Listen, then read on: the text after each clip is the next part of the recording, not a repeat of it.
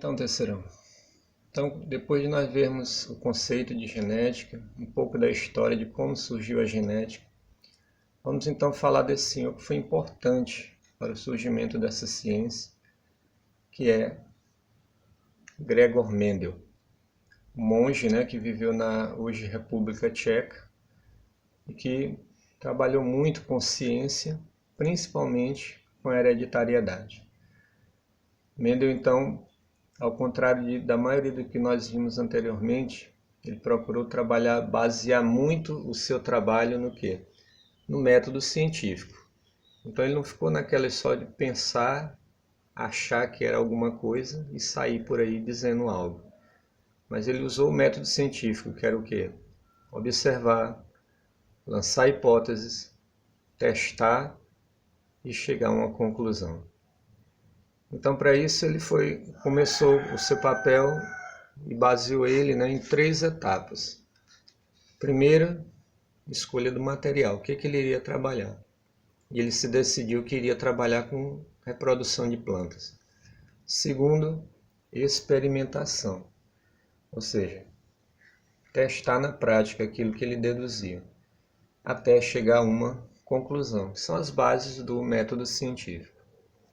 Então, primeiro passo, escolha do material biológico. Mendel, então, ele decidiu que trabalharia com plantas. E aí, para trabalhar com essa planta, ele teria que ter alguns critérios. Quais foram os critérios que ele colocou? Primeiro, fácil cultivo. Ele vivia no mosteiro, ele era enclausurado e tinha que trabalhar com alguma planta que se adaptasse ao solo do lugar onde ele vivia. Segundo, gerações curtas, ou seja, entre plantar e colher levasse o menor tempo possível. Ele não podia escolher uma planta que levaria anos para colher os primeiros frutos. Terceiro, caracteres bem definidos, ou seja, só tivesse no máximo 2 variáveis. Então não podia ser uma planta como uma mangueira que tem várias variáveis, tem manga rosa, tem manga verde, tem manga de fiapo, tem manga de mesa e assim por diante. No máximo 2 variedades. E essas 3 características ele encontrou aonde? Na ervilha, principalmente a ervilha do gênero Pisum sativum. A ervilha, que é parente do feijão, é parente da soja, uma leguminosa, é uma planta de fácil cultivo. Qualquer solo ela germina, e nasce e cresce. Tem geração curta, entre plantar e colher leva em torno de 4 meses, ou seja, ele poderia fazer até 3 cultivos no ano. E caracteres bem definidos. No livro de vocês tem uma tabela aí onde Mendel identificou 7 características da ervilha, como por exemplo, cor da semente, só é amarela ou verde, a textura da semente, lisa ou rugosa, e assim por diante. Vocês podem observar no livro de vocês tem uma tabela que mostra essas 7 características. Mas teve uma que Mendel não procurou e foi decisivo para o trabalho dele dar certo, que foi essa aqui. Essas plantas se reproduzem por autofecundação. Ou seja, como a flor dessas plantas é fechada, o grão de pólen que carrega o gameta masculino, ele não tem como sair para ir para outra flor. Ele cai na própria flor e fecunda o gameta feminino. Por isso chama autofecundação, fecundar a si próprio. E isso foi importantíssimo para que o trabalho de Mendel desse certo. Então está cumprida aqui a primeira etapa, a escolha do material. E o material escolhido foi então a ervilha. Vem então a segunda etapa.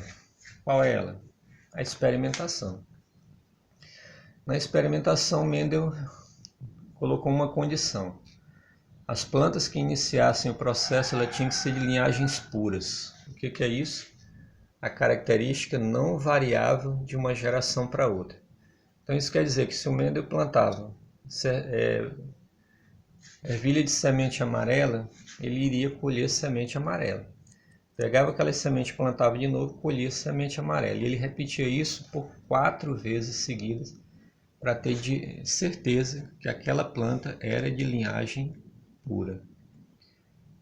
Tendo essa certeza, ele partia para o experimento.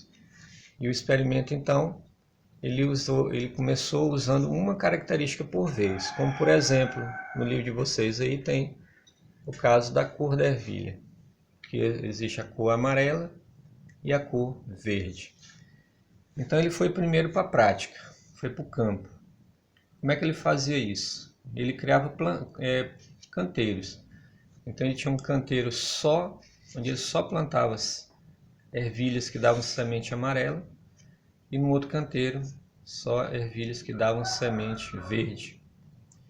Como essas plantas se reproduzem por autofecundação, uma nunca poderia encontrar com a outra. O que o Mendel fazia? Abria essas flores com um pincelzinho, ele tirava as grãos de pólen da amarela e levava para as verdes. Tirava o grão de pólen das verdes e levava para as amarelas. E assim ele fazia uma fecundação cruzada, que na prática não poderia acontecer. Feita essa polinização, ele esperava aparecer os frutos, que são as vagens.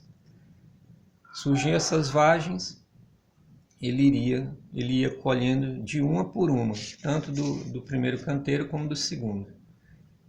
E aí abria essas vagens e conferia semente por semente. E o que ele observou?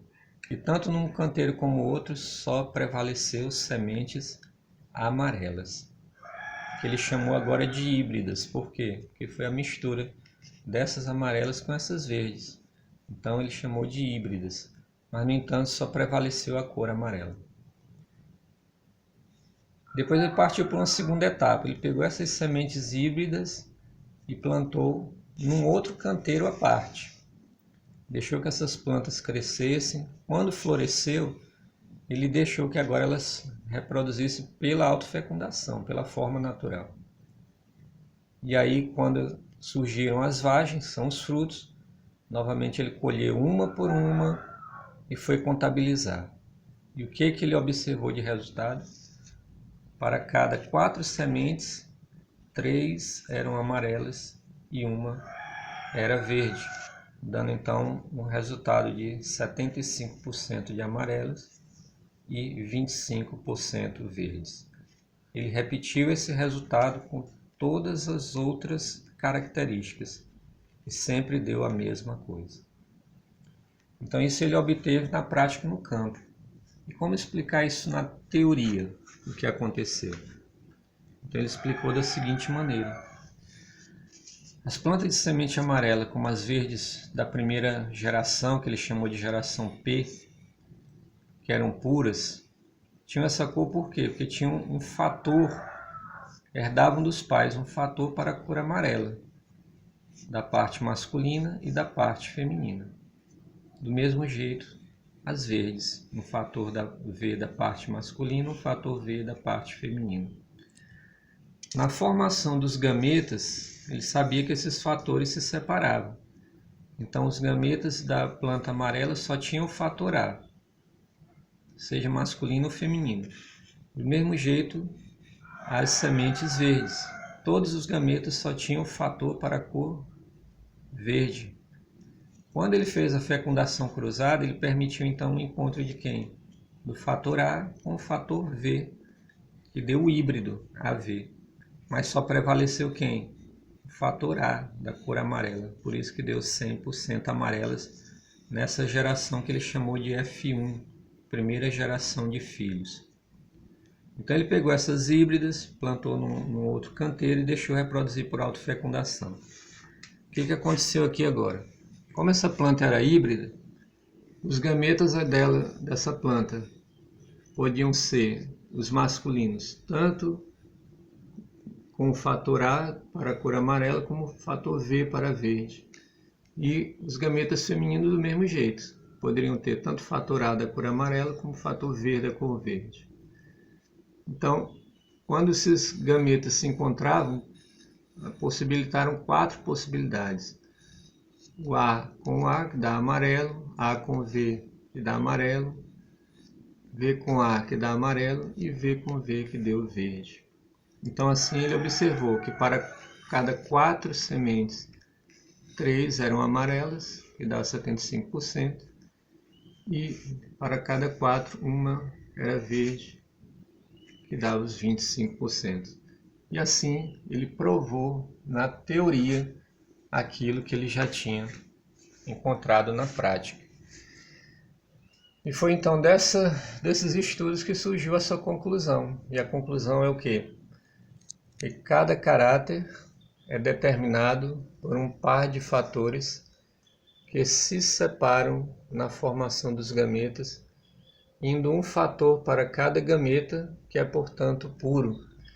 Isso ficou então conhecido como primeira lei de Mendel, monohibridismo ou pureza dos gametas.